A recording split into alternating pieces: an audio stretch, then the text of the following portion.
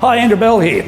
Well, we live in fascinating times, don't we? We're only 6 weeks into the year. What a tumultuous start. Worldwide terrorism has featured, increased focus on Australia's economic position, not so good, but how distracting has been the political climate, with the most drawn-out Queensland election result in its history, taking over 2 weeks to determine that we're going to have a minority government dependent on an independent to govern.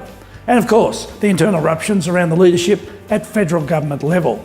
An incredibly distracting start to the year and hardly awe-inspiring. And as a result, most were expecting a hit on consumer confidence. However, the opposite actually happened. In the midst of all of this uncertainty, there was actually an 8% rise in consumer confidence. We can only put this down to what we've always known, and that is that consumer confidence is so much connected to the hip pocket.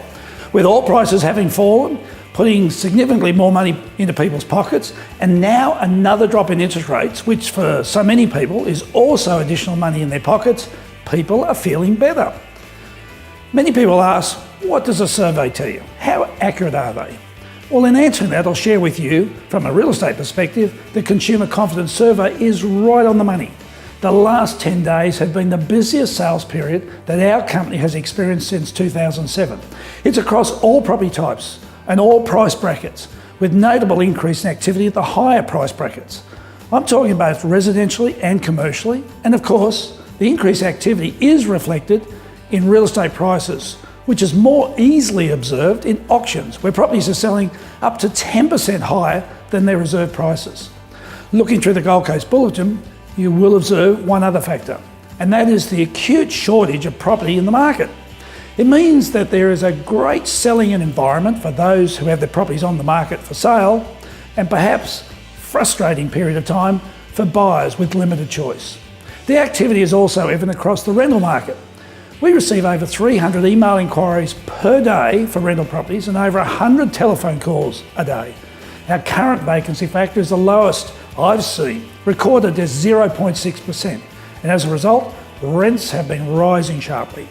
So whilst we have been experiencing very unsettled times in the first few weeks of 2015, it does remind us that the fundamentals that drive the real estate market will always dominate the direction of the real estate market.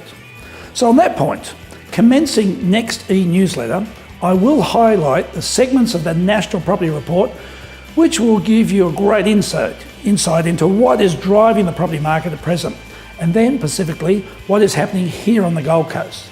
The reports in the last few years have proved to be incredibly accurate, so this will give you vital information to map out your real estate course moving forward. However, I thought before we get into the property report in a fortnight's time, I might address the question that an unprecedented amount of people have been putting to me over the past couple of weeks. Of course, it is reflective of the increasing focus that is occurring on the Gold Coast property market. The question? Well, it's a pretty straightforward one. How's the Gold Coast property market started 2015? So in answer to the question about the real estate market on the Gold Coast, the answer is much, much stronger. It is incredibly active at the moment. There's so much I will share with you during the property report which will explain more about that. And I look forward to doing that over the next few months. But until then, all my very best wishes.